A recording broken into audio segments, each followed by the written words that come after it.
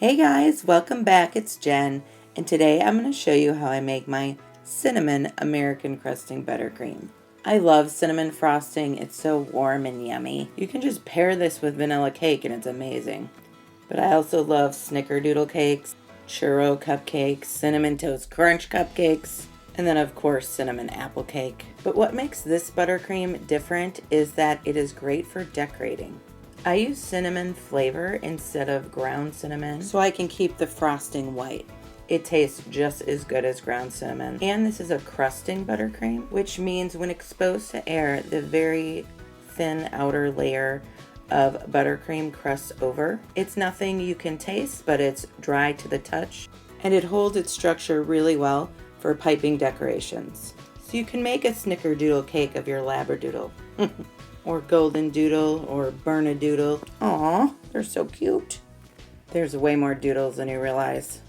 They're taking over the world with their cuteness. Is there a doodle doodle? Okay, enough of the doodles. It's just so fun to say. And when you make those churro or cinnamon toast crunch cupcakes, the buttercream is dry to the touch, so your churros or cinnamon toast crunch won't get soggy on top.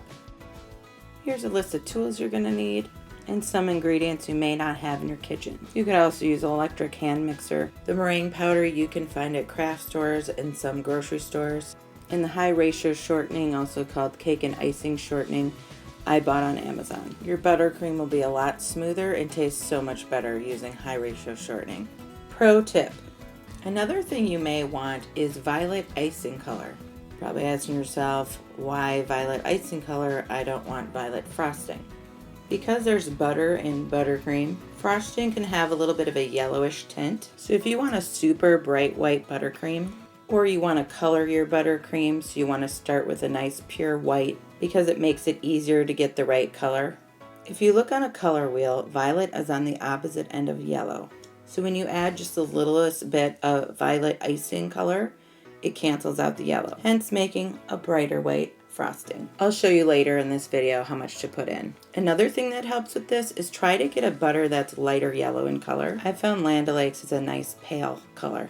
If you like watching baking videos, remember to hit the thumbs up button, click subscribe, and hit the bell so you receive notifications every time I post a new video.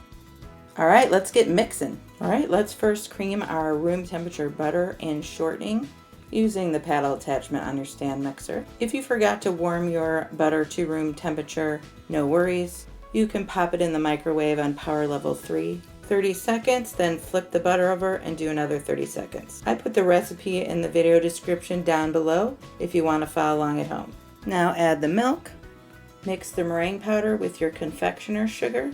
I get it in the bag so I don't have to sift it, but use your judgment. And start gradually adding your powdered sugar mixture into your stand mixer on low speed so you don't get a face full of powdered sugar, which doesn't sound half bad actually.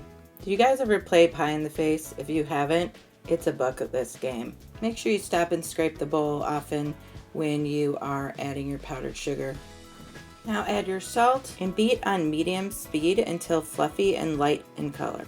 Make sure you do not beat higher than medium, because this will create air bubbles which will make your frosting impossible to smooth out. I put it on 4 on my stand mixer.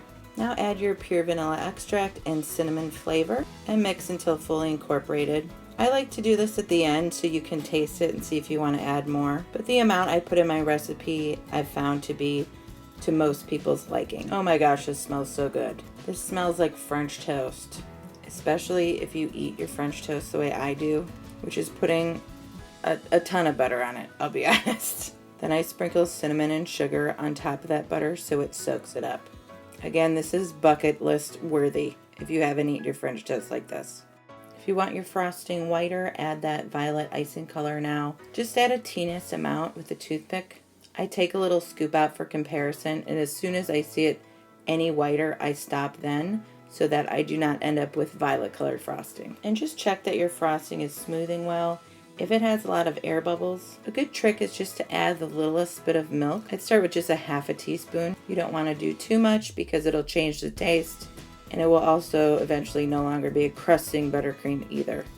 This buttercream can sit out at room temperature for 48 hours in an airtight container, up to a week in refrigerator, and up to 6 months in the freezer. So that's it, you guys. You now know how to make delicious and great for decorating cinnamon crusting buttercream. Thank you guys so much for watching, and I can't wait to see you next time. Oh, I almost forgot. If you have a doodle dog, make sure to give him a kiss on the nose for me, or whatever your pet is. I love animals. Leave me a comment. I'd love to know what kind of pet you have. Bye!